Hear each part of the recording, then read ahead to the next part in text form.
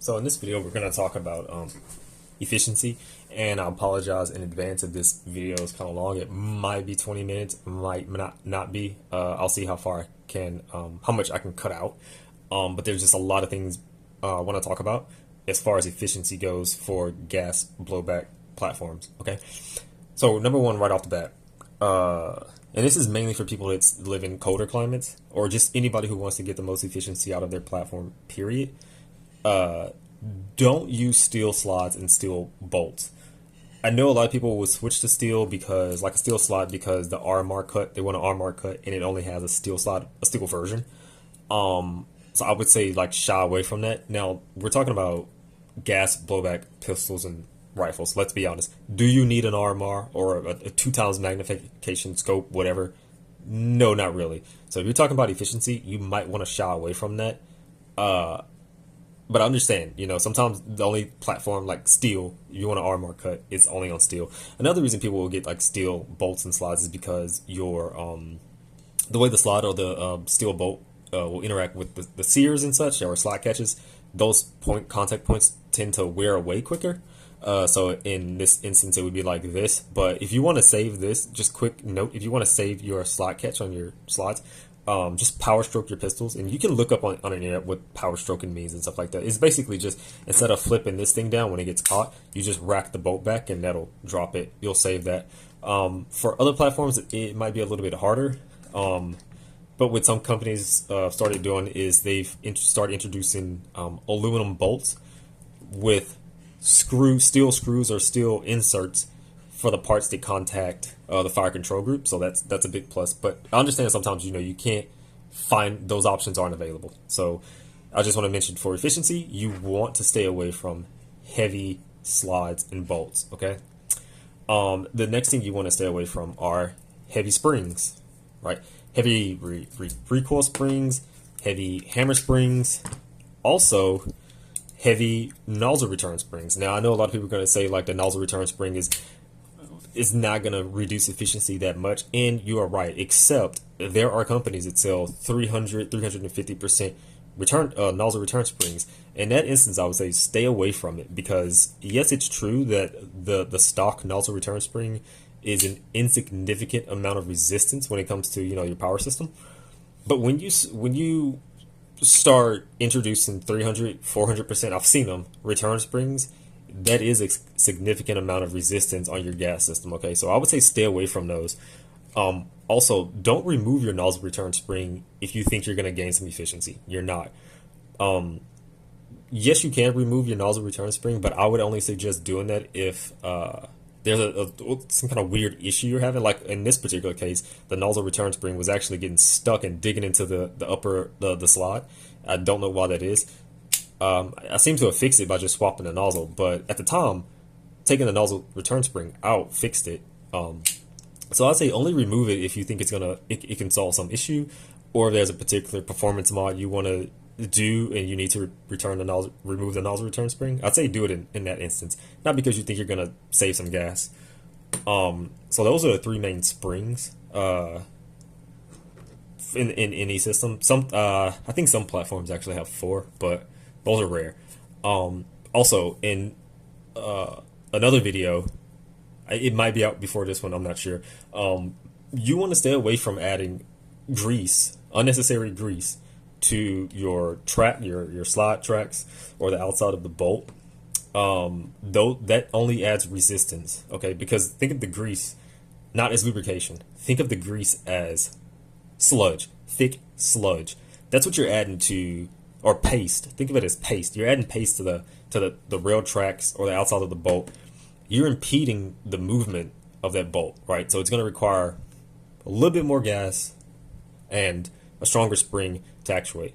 It might not seem like it, but remember, if you're trying to get the most efficiency, like maximum efficiency out of your platform, especially if you live in winter climates, there is no benefit, and I'll talk about it in another video, there's no benefit to adding grease here, or to the outside of your bolt, or to your fire control group and stuff like that. Okay? Also, I know a lot of people will talk about, like adding grease in here for efficiency and stuff like that. It's not really the case. You can get good consistent FPS by having this system completely dry as well. So that's another thing. Now, will it hurt in terms of efficiency by adding grease? No, it won't. Yeah, you can add it if you want to. Just keep in mind that that grease you add in here will eventually get blown out and make its way along your rails and stuff like that and down in here. Okay, just keep that in mind. Also, stay away from high flow valves. I know a lot of people that run high flow valves when they're using heavy bolts and slots, but I've already talked about that's a no-no. You don't want to do it. But if you're running like a stock, like everything is stock, and the only thing you want to upgrade is a high flow valve, don't do it. I know a lot of people that also suggest running high flow valves because they can't complete the action, which is the reciprocation of the slot. Like it might get stuck somewhere or something else like that. Don't buy a high flow valve and to try to fix that. A lot of times it's a physical obstruction or something like that, or spring is too strong or spring is too weak. Or you might just be filling your magazines incorrectly. Okay, so don't buy high flow valves. Don't buy stronger springs to try to fix issues. Find out why your platform doesn't work stock, then try to fix it, right? Before you introduce aftermarket parts, because introducing that aftermarket part might introduce a new issue. Okay, so get your system working stock, then you can go. I would say then you could go and add aftermarket parts and stuff like that. And that's not really an efficiency tip. That's just a common sense tip, right? Don't do that. Next, seals. So we can see on our nozzle we have a curved window. Now, technically it is true. You want to match a curved window with a curved seal, okay? Just like that. You just want to match it. You can get away with a flat seal on a curved window. You can do it. I've done the test. I consistently saw like 10 FPS drop when I did that. So if you're talking about maximizing efficiency, yeah, it's a thing. Like, you don't really want to run flat routers on curved nozzles. You will lose FPS. Also, if you want to test the seal, right, let me show you really quick how you can go about doing that. I don't use a lot of grease on my platforms, but grease really does come in handy when you want to test things, like test seals. So let me show you. So you can put that back together. We will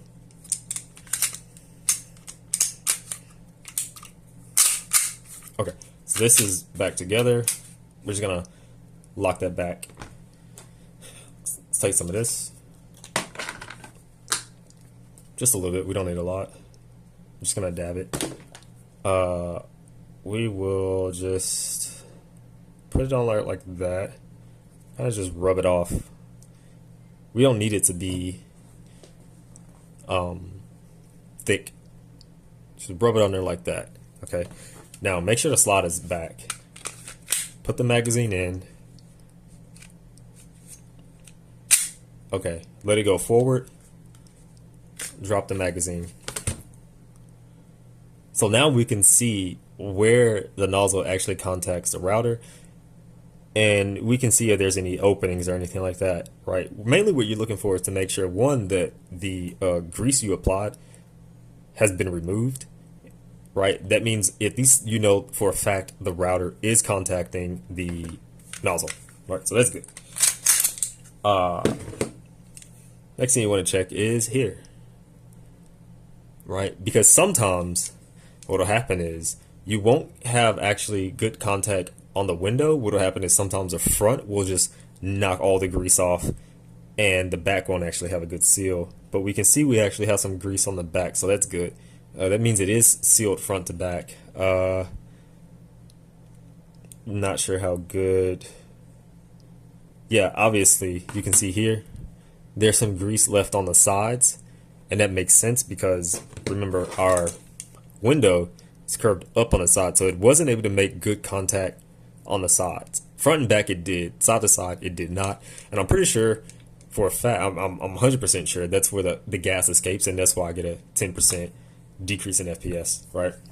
Also, not just aftermarket or flat on curve window slots. You can actually, it's also a good idea to test the stock routers, right? Because sometimes those will have issues as well.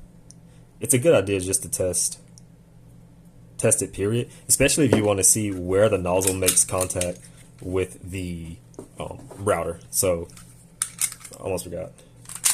Let's kind of rub that one off, kind of dry it off. Okay.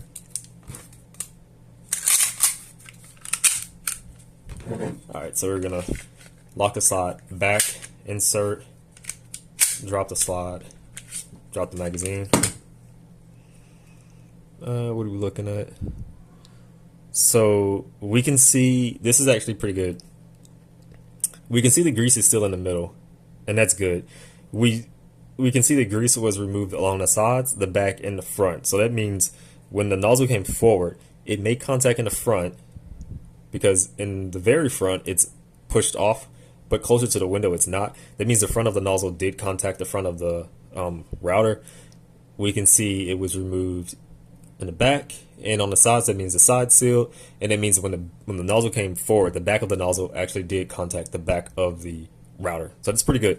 Because remember, the magazine is actually in kind of canted up like that. So the front touched the front, the back touched the back. So let's look at the, and yeah, we can see there's grease where we want grease to be, which is all around the window. There we go. I think you guys can see that. So that's just a quick way to test the seals on your magazines. Last thing I want to talk about in terms of efficiency, I think I already talked about high flow valves, is the actual design of the magazine. So for something like this, let's compare these two. I think I can get this one off pretty easy, I think.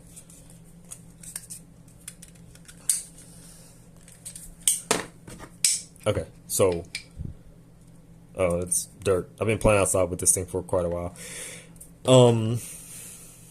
Let's talk about internal structure of the magazine. Yes, it does play a huge role in efficiency, especially with particular Glock magazines. And let me explain. So with certain TM and WE magazines, this is not true for VFC magazines. TM and WE magazines, especially the extended ones, will have a structural support web that runs along to about like right here, right? And it's actually a wall, physical wall, and the screw actually screws into here. The reason they have that support wall, one, it's to support the screw. They don't have to have a really long screw go from here all the way to the top. Is because when you have an extruded rectangular thing like this, it's supposed to hold gas, the structure is a little bit weaker. So you have two options. You can have a thicker shell, actually have the body of the magazine to be thicker, which is what VFC did, or you can put a wall, a structural support. It's called a web, technically, a structural support web. It runs along the bottom, and that will hold the sides together when it's under pressure. That's a bad idea, because what you end up doing is, as people fill this thing with liquid propane that turns to a gas, you actually create two chambers in here, one at the front, one at the back, separated by liquid. And when people go to use their TM and WE magazines, the Glock ones in particular, they think the magazine is overfilled, because what will happen is that pressure back here will actually have no other choice but to press down on the liquid, right? As soon as this thing opens, like you're firing, the valve knocker strikes the valve. This opens right here and gas is coming out. That creates a point of low pressure, a vacuum. So it's flowing out this way. But what will happen is the gas back here that's trapped has no other option but to press down on this liquid. So it's actually kind of forcing more liquid out of the magazine, and you're getting that mist. And people think that their magazines are overfilled, when in reality they're not. They just have a really bad design. Okay, that's one. So yes, the internal structure or design of the magazine does affect your efficiency. Me personally, I would just stay away from TM and WE magazines. I don't know if they fixed this issue on their Gen 5. Talking about TM, maybe, I don't know. I've shot away from their magazines for a long time because of that specific reason. If you ever open up a VFC magazine, you can see it's just one giant hollow chamber. It's really good. That's really all you care about. Make sure this is just a giant hollow chamber. Okay. Now, cylindrical or rectangular? Me personally, here's the whole thing with circular internal designs. Technically, the circle is stronger, okay, because it's a circle. It's just stronger by nature, okay. The overall design of it is stronger, but at the same time, there was never a problem with the actual structure of the body on the rectangular magazines. So you could switch to a circular one and get more a stronger structure, but really you're not gaining anything because it's not really an improvement, or the improvement is not a benefit over the rectangular one. Okay, but however, you do lose out on the maximum amount of propane or liquid propane that the magazine can hold, because as you can see, this one's rectangular, so it's literally a square, straight, curved along with the body. So you're getting the maximum amount of propane you can hold. With this one, you can see there's huge triangular windows or sections right here on all four corners that you're missing out. These could all be filled with propane as you fill the magazine. So you're just losing out on the number of shots with this one. No, this thing does not increase consistency. I know that's on the box, but I mean, at a certain point, people just got to realize, like, there's a thing called marketing. Okay, so this circular design does not increase your efficiency. It does not benefit in gas flow, because at the top of both of these valves, this one has like a cone shape. This shape goes up. This one just has like a circular base dome shape thing that goes up. The gas has already been pushed up by the pressure, so it's gonna go out. It's just gonna follow the path of least resistance, right? As long as this thing isn't like square and jagged, which it isn't, the gas will flow out fine. As long as it has smooth edges, that's what you want. You don't want sharp 90-degree turns and things like that. So no, this is all marketing. You're losing out on shot count, basically. That's the easiest way to put it. The VFC magazines are totally fine when it comes to Glock. I don't have any 5.56 mags or 308 mags or anything like that to show you, but these same rules apply. Okay, so I mean, that's all I really have to talk about as far as maximizing efficiency. If you guys think I might have missed out on something important, or you think I'm wrong, just let me know down in the comments.